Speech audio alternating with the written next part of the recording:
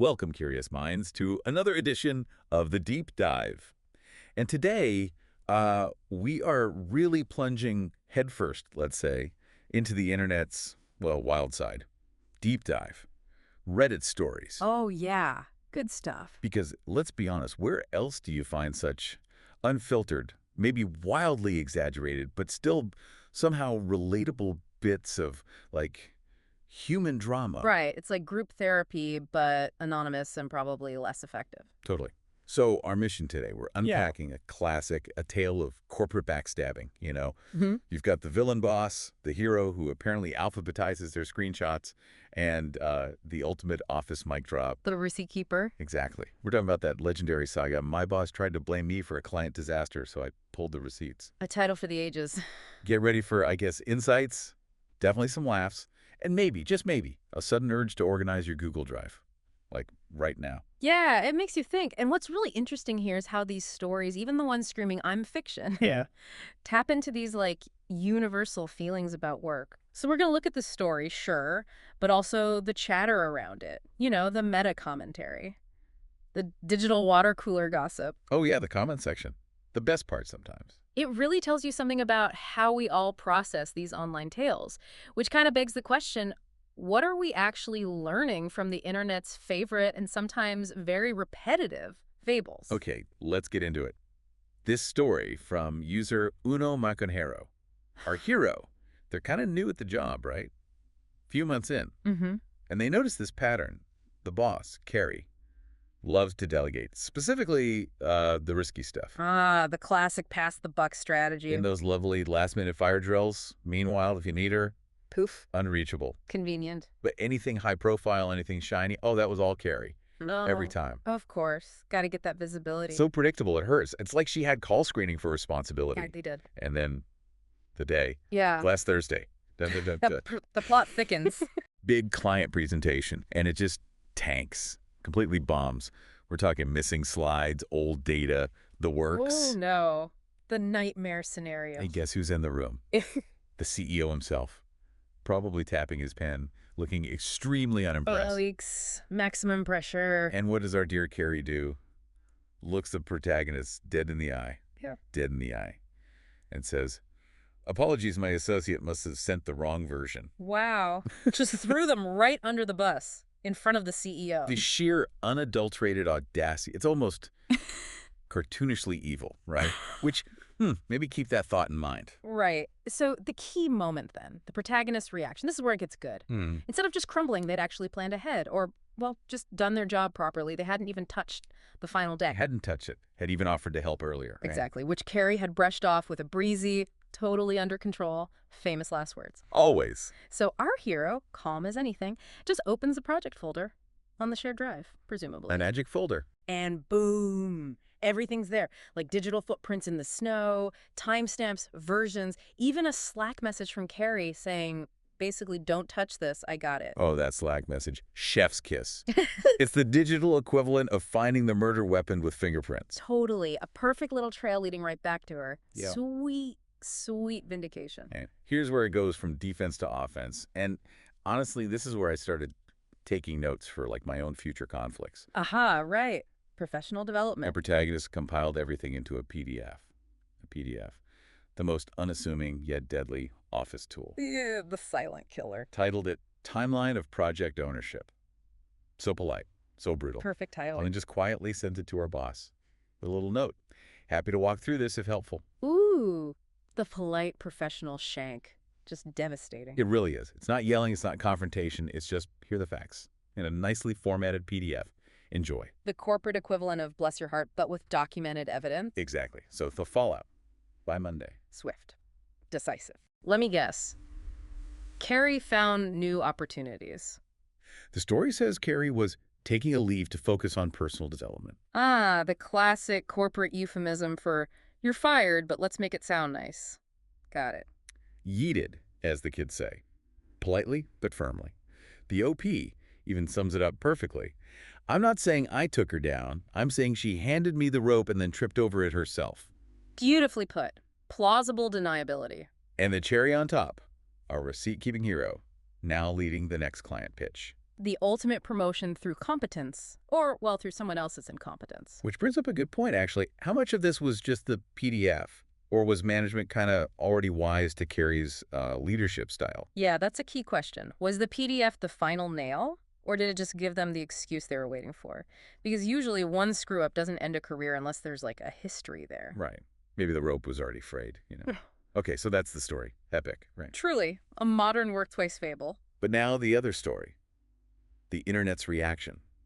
Because that's often where the real gold is. Oh, absolutely. The comment section is its own ecosystem. Immediately it just explodes. You get the cheerleaders, boss tried it, you ended it. Boom. Yeah, the instant validation. Yeah. And the slightly more dramatic takes, karma and fate.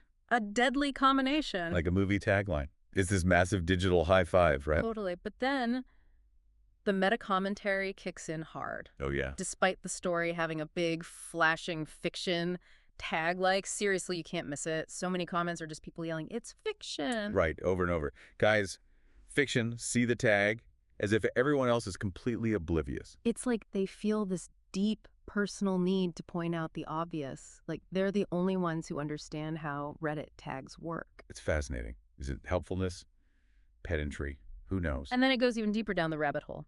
The internet examining its own navel. Exactly. It's like, okay, we accept it's fiction, but what kind of fiction? Some people immediately jump to. Probably AI generated too. Ah, the new default suspicion for everything online. With maybe some light editing from OP. One person even said they can spot it because they watch all these AI generated story videos on YouTube. So now we're not just readers, we're amateur AI detectors. Is that a new skill we all need? Apparently. Forget close reading. We're doing algorithm auditing now. Welcome to the future, I guess, where you need a PhD in prompt engineering just to read Reddit. And connecting this to the bigger picture, some users just critique the whole genre. They're like, ugh, these stories are all the same. Yeah, that comment was spot on. Literally the same 5 topics over and over. Just typed slightly different, and always with the same concluding sentence. It's so boring, they say. And they list the greatest hits, don't they? Someone stole my lunch. Classic. Timeless. My boss is an asshole, and here's my malicious compliance revenge story. Always satisfying. Or the eternal family drama. My parents want to name my kid. Do they have grandparents' rights? No, they don't. But the story gets clicks. Right. So this pattern recognition itself is interesting. Users aren't just consuming, they're analyzing the formulas. So we're basically deep diving into a story that's both a satisfying revenge fantasy and a critique of itself and stories like it. It's kind of meta. Very meta, like a digital Groundhog Day of workplace drama, but Bill Murray keeps better records each time. Huh. And the moral is always, always keep receipts every single time. Someone even joked, or maybe not joked, that these are training videos. Oh, that comment. Brutal. Huh. Training videos that inform the intelligent while catering to the idiots. Ouch. Repeat the same message until the idiots finally get it. Harsh, but maybe there's a grain of truth. If you tell people 100 times to document things, maybe the 101st time it sticks. Perhaps the power of repetition. Or maybe just the algorithm feeding us what we click on. But okay, let's step back from the meta-analysis for a second. Right, back to the practical. Regardless of whether the specific story is gospel truth, fiction, or AI fanfic, it hammers home a really crucial real-world point. You absolutely need to keep records. Seriously, it's not paranoia, it's just... It's self-preservation. It's not about plotting revenge, it's about protecting yourself. So many comments echoed this. Good practice to keep all records, and the big one, always keep receipts. Always. It's like rule 0 of office survival.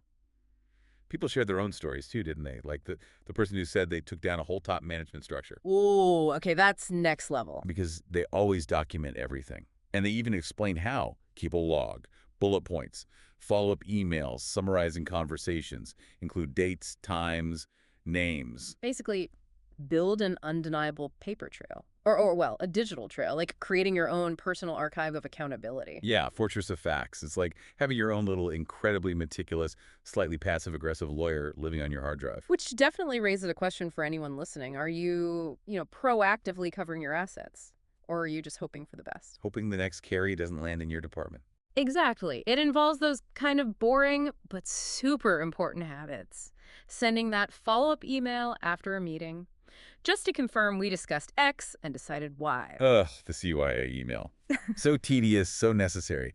That one commenter gave that super specific example, remember? Yeah. For the Apple Blood Right, project? yeah, that was hilarious. Jake, handling the client's apple blood, 6 liters needed, like down to the liter. Jane. Awaiting order from Jake for finance approval. Bob. Handling cups. 3 dozen might have enough, we'll confirm. It feels like micromanaging yourself. It really does. It might feel like overkill at first, as another commenter said. It may take a bit of time getting used to, but once you get the rhythm, it ends up being a seamless part of your day. Which, okay, sounds a bit intense, but maybe they're right. It becomes second nature. Maybe. Because apparently some bosses out there gamble that I wouldn't keep receipts, which, honestly, bold choice for someone who never checks the version history. Seriously, who doesn't check version history now? It's right there. Oh. It's like ignoring security camera footage after a robbery. It's bringing a knife to a data fight. And the other side has a perfectly indexed PDF. You lose.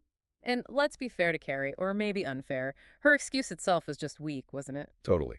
Apologies, my associate must have sent the wrong version. Like, okay, even if that was true, you didn't check it before the huge client meeting with the CEO. Right. That's already a fail. That's negligence 101 right there. The blame deflection was almost secondary to her own lack of preparation. Amateur hour. Amateur hour with potentially career-ending consequences. Right. Yikes. And finally, stepping back again to the bigger picture, the workplace dynamics. That consensus in the comments was interesting. Which part? That management was already onto her, that this wasn't news to them. Ah, right. The protagonist's PDF wasn't a revelation. It was just confirmation. Exactly. It provided the concrete, documented evidence they needed, or maybe just wanted, to finally pull the trigger, to deal with a problem they probably already knew existed. So your meticulous documentation might just be the final piece they need to solve their puzzle. You're not starting the fire, you're just handing them the extinguisher. Or maybe the matches, depending on the situation. Nicely put. It validates their suspicions and gives them the ammo they need to act without ambiguity. Often, HR or senior management are looking for exactly that kind of clear-cut evidence. So, okay, what's the takeaway here for you listening in, for our fellow deep divers? Well, I think whether these stories are real, fake, or somewhere in between, generated by human angst or clever code, the core lessons kind of hold up, don't they? Yeah, they seem remarkably consistent. Lesson 1, always keep receipts. Document everything. Your emails, your Slacks, your meeting notes. Maybe not Bob's Cup inventory, but definitely key decisions and task assignments. Because in the wild world of work, where blame can fly faster than, well, than Carrie could hit delete, Yeah. your digital paper trail is your absolute best friend. Your quiet, organized, potentially job-saving best friend. And it also reminds us, I think, that critical thinking isn't just for, like, reading philosophy books. Right. It applies to everything we consume online, especially these viral stories. We got to ask not just what happened, but why does this resonate? How are people reacting? What does that tell us? Even if it has a giant fiction tag slapped on it, the reaction is real. The reaction is definitely real. Okay, final thought for you to chew on. The next time you read some crazy story online, or maybe even witness some drama unfold at your own job, remember the power of the timeline of project ownership PDF. Chillingly effective. And ask yourself, are you the one meticulously creating them? Or are you the one kind of hoping nobody else is? A question worth pondering during your next tedious meeting. Indeed. And hey, if you enjoyed this little deep dive into the weird, wonderful, sometimes terrifying world of online stories, or if you just enjoy seeing fictional bad bosses get their comeuppance, Do us a solid. yeah, do us a solid. You got to subscribe, write comments, let us know what you think. Because, let's face it, the internet runs on engagement. And so do we, apparently. You know the drill. This has been The Deep Dive, Reddit Stories. See you next time.